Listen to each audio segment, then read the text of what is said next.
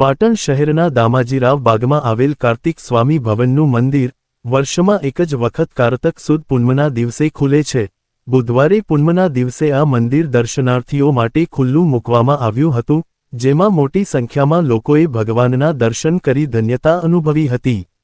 પૌરાણિક કથા પ્રમાણે ભગવાન શિવના બે પુત્રો ગણેશ અને કાર્તિકે વચ્ચે પૃથ્વી ભ્રમણની શરત લાગી અને તે સમયે કાર્તિકે ભગવાન પોતાના વાહન એવા મોરને લઈ પૃથ્વીની પરિક્રમા કરવા નીકળ્યા હતા ને સમય મર્યાદામાં 7 વખત પૃથ્વીનું ભ્રમણ કર્યું હતું। ત્યારે ભગવાન ગણેશે બુદ્ધિનો ઉપયોગ કરી પૃથ્વી ભ્રમણના બદલે પોતાના માતા પિતાની પ્રદક્ષિણા 7 વખત કરતા ભગવાન શિવ અને પાર્વતીએ ગણેશની પ્રશંસા કરી તેમના વિવાહ સિદ્ધિ અને રિદ્ધિ સાથે કરાવ્યા હતા।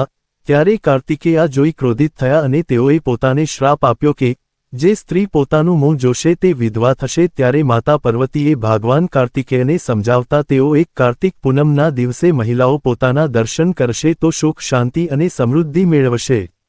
ત્યારે આજે કારતક સુદ પૂનમના દિવસે છત્રપતેશ્વર મહાદેવ મંદિરમાં બિરાજમાન કાર્તિક સ્વામીનું મંદિર દર્શન માટે ખુલ્લું મૂકવામાં આવ્યું હતું, જેમાં સવારથી મંદિર ખાતે ભગવાનના દર્શન માટે લોકોનો ભારે ઘસારો જોવા મળ્યો હતો। આજે કાર્તિક સુદ પૂર્ણિમા છે, એટલે કે કાર્તિક ભગવાનનો દિવસ છે। આમ તો આ મંદિરમાં કાર્તિક સ્વામી આવેલા છે, તેમના દર્શન થતા નથી, કેમ કે સૂર્યોદયથી સૂર્યાસ્ત સુધી આજે કાર્તિક પૂર્ણિમાના દિવસે તેમના દર્શન થાય છે અને 12 માસ તેમને કપડું ઢાંકી દેવામાં આવે છે। ખાસ કરીને સ્ત્રીઓ આ દર્શન ના કરે એટલા માટે એમને કપડું ઢાંકી દેવામાં આવે છે અને આજે દરેક સ્ત્રીઓ એમનું દર્શન કરી શકે, એટલે સૂર્યોદયથી સૂર્યાસ્ત સુધીનો સમય છે એ દરેક એના દર્શન કાર્તિક ભગવાનના કરી શકે। આજે જે સ્ત્રીઓ જે ભાઈ બહેનો એના દર્શન કરે તો એમની તમામ મનોકામના પૂર્ણ થાય છે। અમે પણ આ દર્શન કરવા આવીએ છીએ, અમારી તમામ મનોકામના પૂર્ણ થાય છે, અમને ખૂબ આનંદ થાય છે। શું નામ તમારું? સોનલબેન। આજરોજ દેવ દિવાળી એટલે કે કાર્તિકી પૂર્ણિમાના દિન નિમિત્તે ભગવાન શ્રી છત્રપતેશ્વર મહાદેવ મંદિરની અંદર શ્રી કાર્તિકેય સ્વામીની પ્રતિમાને સ્થાન આપવામાં આવ્યું છે। આ દિન નિમિત્તે સૂર્યોદયથી સૂર્યાસ્ત લઈ એટલે કે સવારે 6 વાગ્યાથી લઈ સાંજે 6 વાગ્યા સુધી ભગવાન શ્રી કાર્તિકેય સ્વામીની પ્રતિમાને લોકહિતાર્થે લોક દર્શનાર્થે ખુલ્લી મૂકવામાં આવી હતી। આ દિને જો સૌભાગ્યશાળી સ્ત્રી તેઓના દર્શન કરે છે તો તેને અખંડ સૌભાગ્ય પ્રાપ્ત થાય છે। જો કોઈ કુંવારી સ્ત્રી તેઓના દર્શન કરે છે તો તેને મનવાંછિત વરની પ્રાપ્તિ થાય છે। જો કોઈ પુરુષ વર્ગ તેઓના દર્શન કરે છે તો તેઓના ધંધા વ્યવસાયની અંદર ઉત્તર પ્રગતિ થાય છે અને જો કોઈ વિદ્યાર્થી તેઓના દર્શન કરે છે તો તેને સુવિદ્યાની પ્રાપ્તિ થાય છે। એક સમયે ભગવાન શ્રી કાર્તિકેય સ્વામી અને ભગવાન શ્રી ગણેશજી વચ્ચે વાક્ય યુદ્ધ એટલે કે શબ્દ યુદ્ધ જામ્યું હતું। તેનું કારણ હતું કે બંનેમાંથી સર્વપ્રથમ લગ્ન કોણા કરવામાં આવે। કાર્તિકેય સ્વામીના એવું માનવું હતું કે પરિવારનો સૌથી પ્રધાન પુત્ર હું છું, તેથી મારા લગ્ન સર્વપ્રથમ થવા જોઈએ, અને ગણેશજીનું એવું માનવું હતું કે સર્વ દેવ કાર્યની અંદર પૂજા વિધિ કાર્યની અંદર મારું કાર્ય એટલે કે મારું સ્થાન સૌથી પ્રથમ સર્વમોખરે છે, તો મારા લગ્ન સર્વપ્રથમ થવા જોઈએ। આ યુદ્ધને શાંત કરતા મહાદેવજીએ બંને પુત્રોને આદેશ કર્યો હતો કે જો બંને પુત્રોમાંથી જે પણ કોઈ પુત્ર પૃથ્વીની 7 વખત પરિક્રમા કરીને સર્વપ્રથમ અમારી સામે પ્રસ્તુત થાય છે તો તેના લગ્ન અમે સર્વપ્રથમ કરાવીશું।